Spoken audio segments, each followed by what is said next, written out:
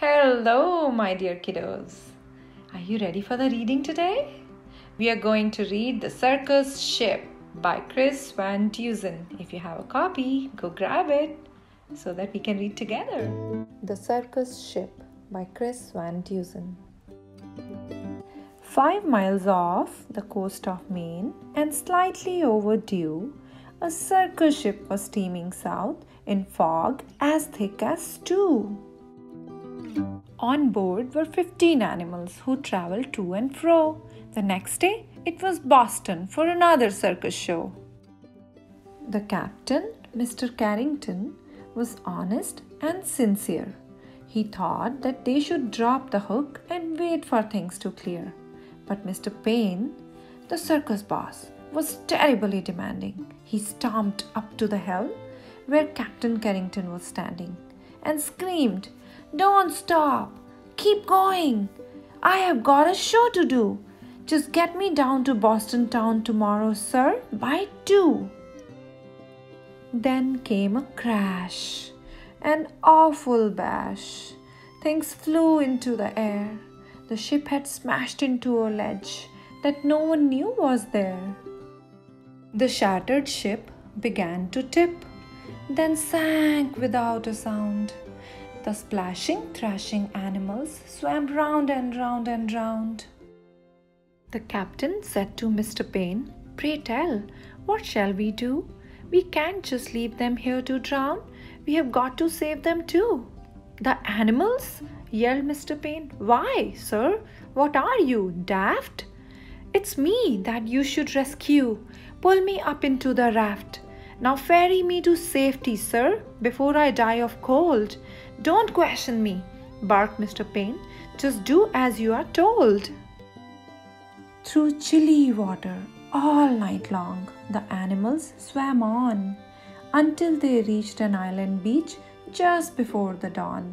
They pulled themselves up on the shore, bedraggled, cold and beat, then staggered to the village on weary, wobbly feet. The people in the neighborhood had just begun to rise, and when they saw those animals, they had to rub their eyes. They thought they saw an elephant, but wait, how could that be? And what's that little monkey doing in the cherry tree? Soon, animals were everywhere and into everything. There's an ostrich in the outhouse. There's a hippo in the spring. There is a tiger in the tulips. There's a lion on the lawn. There's a python in the pantry. It went on and on and on. Mr. Hood was stacking wood and nearly jumped a mile when he found the alligator sleeping on his pile. And Mrs. Dotty Daly, who grew daisies by the bunch, discovered that the zebra had been eating them for lunch. And Miss Fanny Feeney found, according to the rumors, the silly little circus monkey swinging in her bloomers. But everything changed quickly, like the turning of the tide. The night the Abbott's shed caught fire with Emma Rose inside. From high above the Abbott's farm, the tiger saw the shed. The sight of smoke and fire triggered something in his head.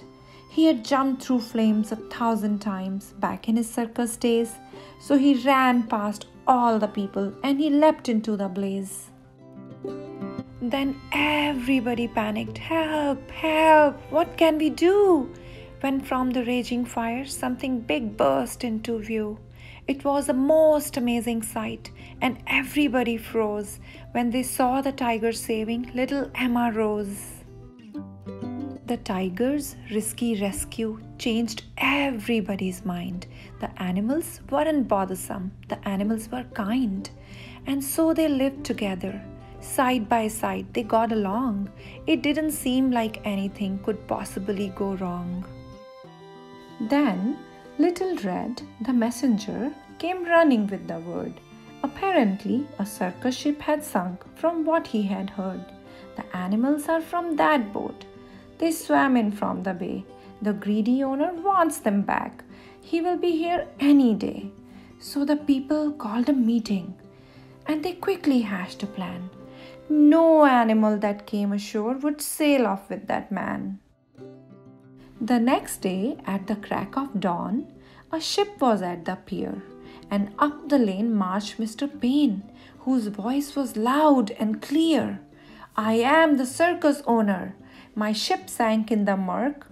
I have come to find my animals and put them back to work." He hiked until he came into the center of the town. His face was red. He scratched his head. He stood there with a frown. Mr. Payne looked high and low, but still he couldn't see the 15th circus animal of his menagerie. He ran around the alleyways. He searched the village square. He even checked a chicken coop. His animals weren't there. Mr. Payne was tuckered out. His heavy chest was heaving. Then Little Red stepped up and said, "I think your boat is leaving." He ran off in a fit of rage. His ship was leaving sight, so he jumped into a rowboat and he rowed with all his might. And from that day, they like to say their lives were free of pain. It was a happy, peaceful place upon that isle in Maine. Welcome back, kiddos. If you liked today's reading, be sure to like, share, and subscribe to our channel. And be on lookout for new videos every Tuesday, Thursday, and Friday. Till then, keep reading.